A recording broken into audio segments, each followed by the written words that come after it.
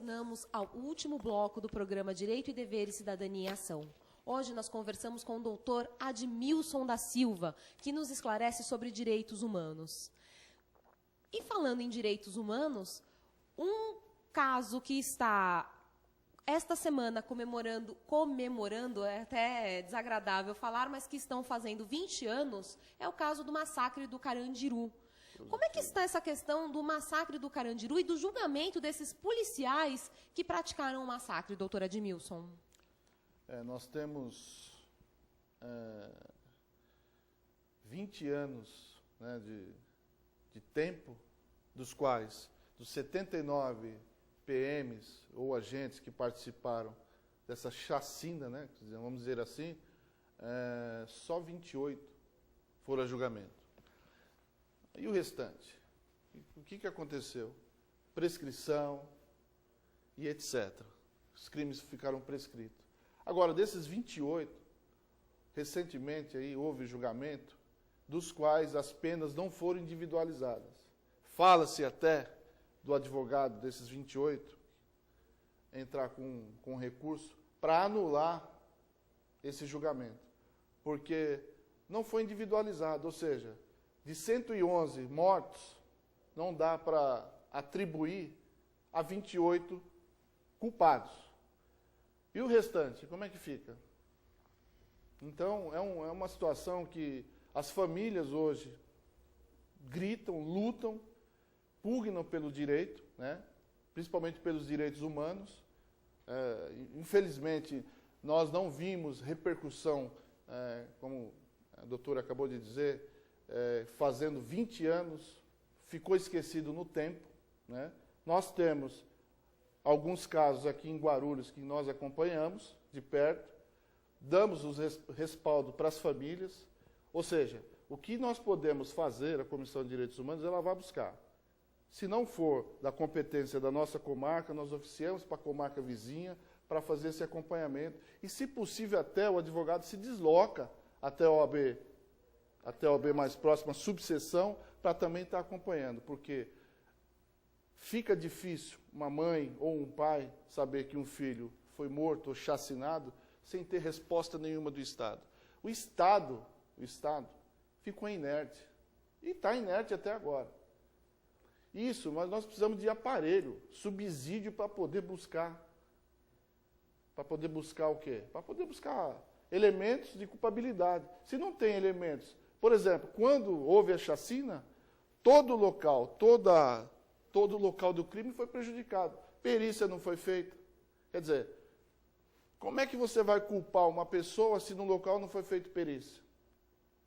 Fica impossível. Então, tudo, imagina-se, que foi cogitado, né, preparado, executado e consumado, que a gente fala que é o caminho do iter criminis.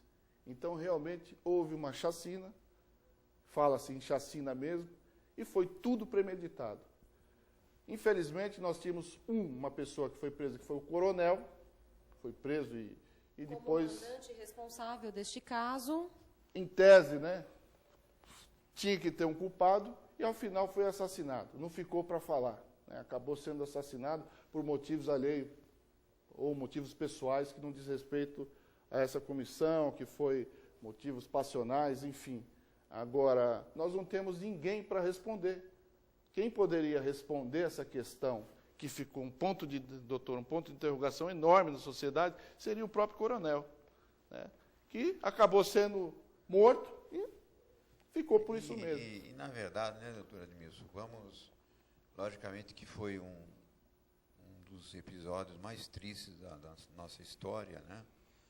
E também jogar toda a culpa no coronel, me parece que é muito fácil. Com certeza. Ele recebeu ordens superiores, né?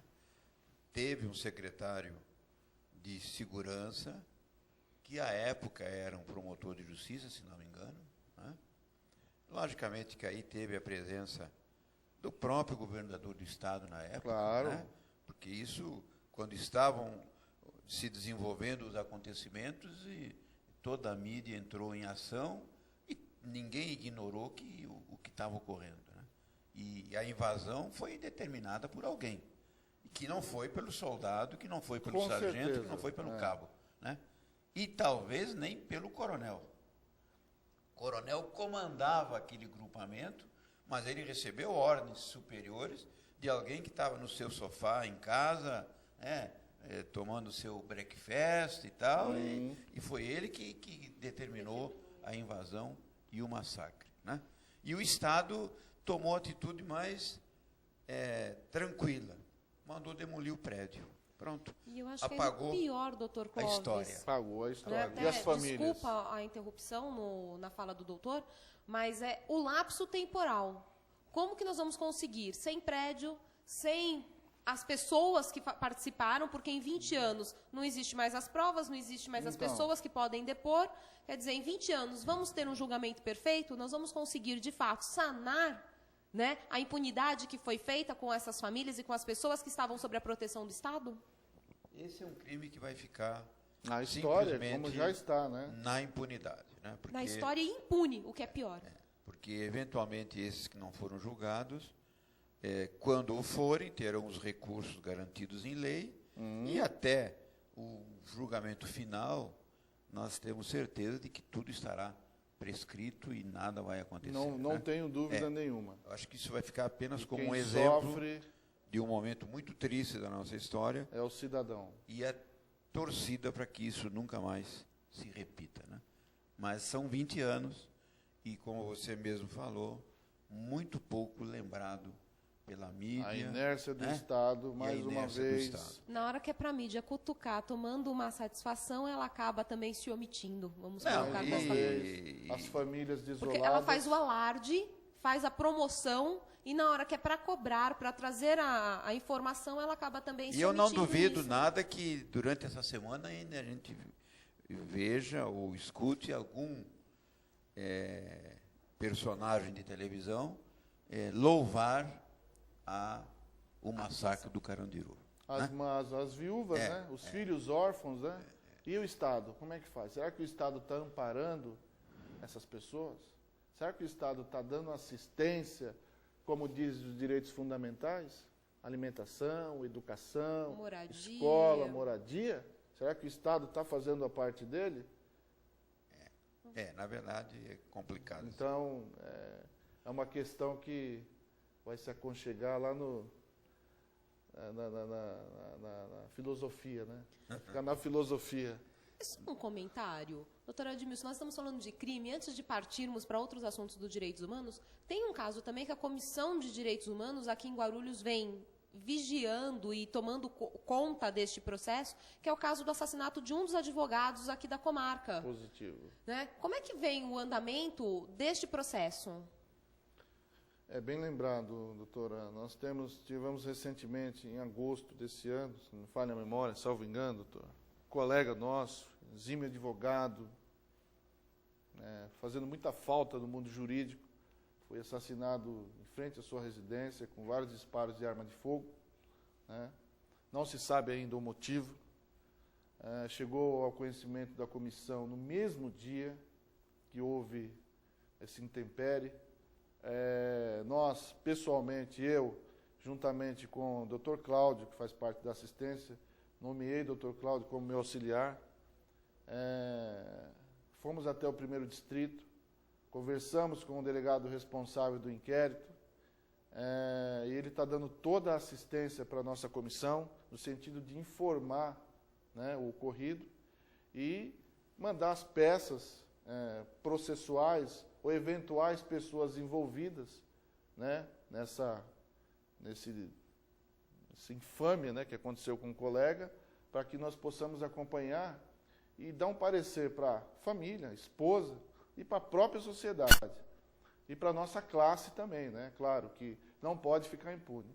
E nós vamos apurar sim, com certeza. Estamos apurando, estamos acompanhando, de perto, é claro. O doutor Constâncio aí fazer muito falta no mundo jurídico, né?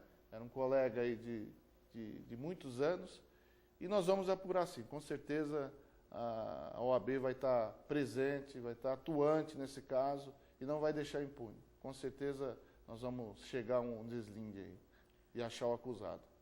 Muito bem, doutora Edmilson, então vamos já chegando ao final do programa, eu vou fazer um último questionamento e aí você depois já faz o fechamento e as suas considerações finais, uma vez de que o tempo aqui parece que anda mais rápido do que normalmente, né, doutora Tatiana? Voa. Na questão dos direitos humanos, quando você é abordado, quando sabem que você atua na defesa dos direitos humanos, você é tratado por algumas pessoas com algum tipo de preconceito ou não? Sim. Principalmente por aqueles que não respeitam o direito do cidadão, é claro. Por quê? Ele acha que a Comissão de Direitos Humanos, ou aquele que enfrenta, né, que nós temos que enfrentar a sociedade, essa é a verdade. Aquele que faz parte da comissão enfrenta a sociedade. Ele acha que a função de um membro da Comissão de Direitos Humanos é defender bandido, colocar entre aspas. E, na verdade, não é isso.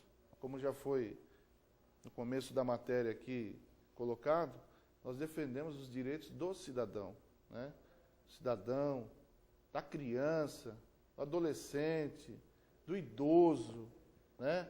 Do deficiente físico, enfim, todos essas pessoas que eu citei, nós defendemos. A OAB está aqui atuante, né? Juntamente com a comissão, que se dispõe a qualquer hora, a qualquer momento, fazer a defesa do cidadão. Não é de defender a impunidade. Ninguém está aqui para defender a impunidade. O cara matou, está tudo certo, ele tem dinheiro. Não. Aqui a OAB ela não é política, a comissão não é política, ela defende todos aqueles dos quais seus direitos foram violados, e é assim que a gente se porta. Não importa a cor, a raça, o credo, enfim, nós defendemos aquele que bate as portas da Ordem dos Advogados do Brasil. Nós defendemos a sociedade e somos muitas vezes discriminados por próprios integrantes da sociedade. Justamente. Essa que é a realidade. O próprio Estado. É o próprio Estado que nos discrimina. No final, né? Ao final. Tudo que nós queremos é a dignidade da pessoa humana como máxima, né, da Constituição, vigorando. E não os só direitos fundamentais. Exatamente. Né? Não só na Carta Constitucional, né, estampando, né, o texto. Doutor Admilson, muito obrigada pela presença. Foi uma honra, de fato, recebê-lo aqui no programa Direito e Deveres. Espero poder contar com o doutor em outra oportunidade, ampliando, podemos trazer até textos de direito de propriedade, claro, né, que é uma matéria que também é nova e poucos falam e pouco se sabe sobre isso. Doutor Clóvis, obrigada pela companhia. A você, assinante da TV Destaque, muito obrigada por deixar entrar a sua casa. Até o próximo programa.